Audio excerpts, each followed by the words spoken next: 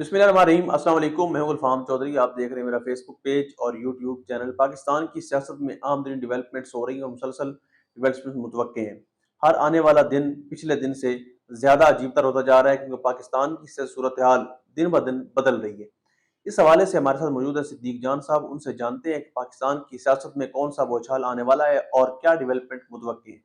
सिद्दीक जान साहब से बात करते हैं, हमारे साथ रहिए। अब जहनी अजियत का शिकार है, जो लोगों के गुर्बत के हालात और लोग खुदकुशियों पे मजबूर हो गए हैं।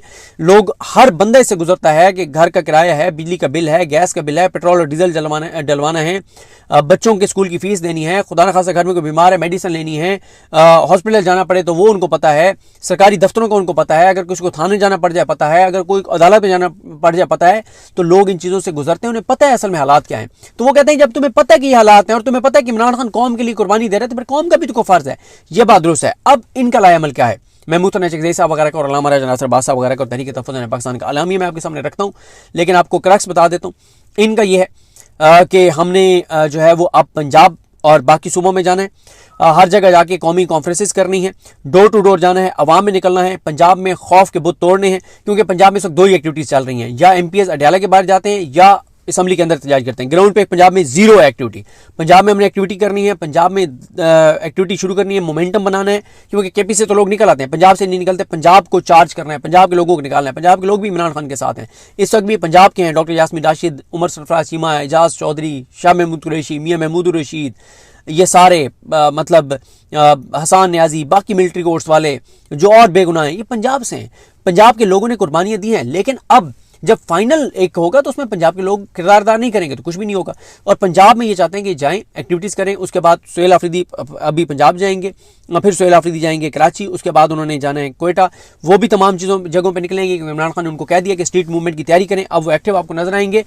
इनका ये है तहरीक तहफ़्फ़ुज़ पाकिस्तान का कि हमने अवाम को रियलाइज कराना है कि ये जो कुछ हो रहा है ये आपके साथ हो रहा है, आपके खिलाफ हो रहा है, आपके मुल्क के साथ हो रहा है। ये मुल्क आपका भी है, आपको भी इस मुल्क के लिए खड़ा होना होगा। वो कहते हैं कि यार इतने तो मोमेंटम आप बनाएं, डोर टू डोर इतने लोगों तक तो आप जाएं। आप 50 यानी सारे MNAs MPs टिकट होल्डर्स और तहरीक तहफ़्फ़ुज़ पाकिस्तान इनके लीडर्स मिल मिला के 50 लाख से ज्यादा लोगों को अगर एक माह में एक्सेस करते हैं, जाके उनको मिलते हैं, फेस टू फेस मिलते हैं, उनसे बात करते हैं, उनको कायल करते हैं, तो एक बड़ी एक मूवमेंट शुरू हो जाएगी। एक इस निज़ाम के लिए परेशानी हो जाएगी। निज़ाम एक चीज़ से डरता है, ऑर्गेनिक कोई चीज़ ना शुरू हो जाए, लोगों के अंदर ये ना एहसास पैदा हो जाए कि यार हमें निकलना पड़ेगा, हाँ हम निकलने के लिए तैयार। ये चीज़ इस निज़ाम के लिए खतरनाक है, तो ये निज़ाम इससे डरता है। तो ये इनका ये है कि हमने जल्दबाजी में कोई कॉल नहीं देनी।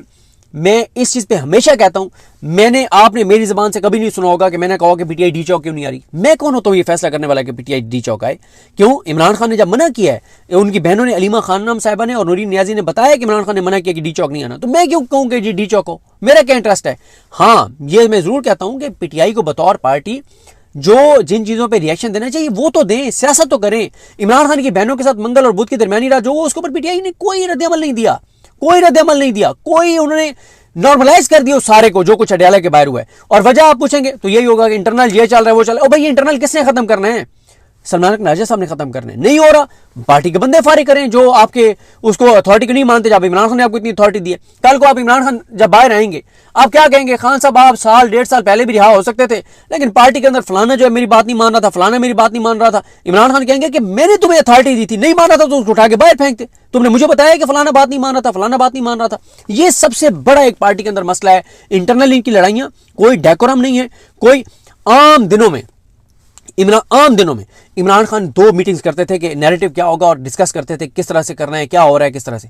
यहाँ पे हालात ये हैं कि इनकी डेली तो छोड़ें, 2 दिसंबर को इनकी चेक कर लें। आपने जरा मुझे चेक करके बताने कि आखिरी इनकी कोर कमेटी की मीटिंग कब हुई थी। भाई 2 तारीख को, 2 दिसंबर को इमरान खान ने कहा कि पॉलिटिकल कमेटी की तश्कील करें, सलमान नाजिर साहब। 12 तारीख को उन्होंने की। 12 से लेकर अब तक 2 मीटिंग्स हुई हैं, कोई अलामिया नहीं आया, कोई पता नहीं उनमें क्या डिस्कस हुआ। ये हालात हैं। पार्टी हालत जंग में है, लीडर कैद तन्हाई में है, उसकी जिंदगी को खतरात हैं और पार्टी चिल कर रही है। और सलमान नाजिर साहब के पास 5 साल प्लान है, टेस्ट मैच की तरह 5 दिन का जैसा होता है। 5 साल उनके पास प्लान है।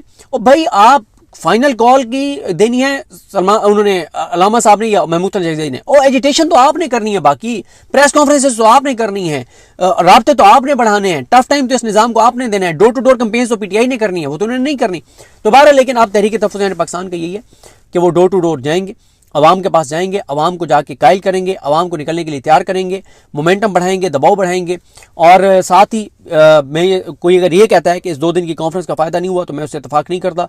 इन 2 दिन की कॉन्फ्रेंसेज में जो तकारीर हुई हैं, एक तो उनसे इस्टेब्लिशमेंट को ज़ाहिर है परेशानी होगी, उनके एक तो पता चलेगा कि इस वक्त सेंटिमेंट्स लोगों के क्या हैं, लीडर्स के, पॉलिटिकल पार्टीज जो जेन्युइन पॉलिटिकल पार्टीज़ हैं, ये सारी जेन्युइन पॉलिटिकल पार्टीज जो इसमें आई हुई थी, सारे अवामी नुमाइंदे थे हकीकी, उनको पता चलेगा कि सेंटिमेंट्स क्या हैं। दूसरा देखें, नए महाज खुलते हैं।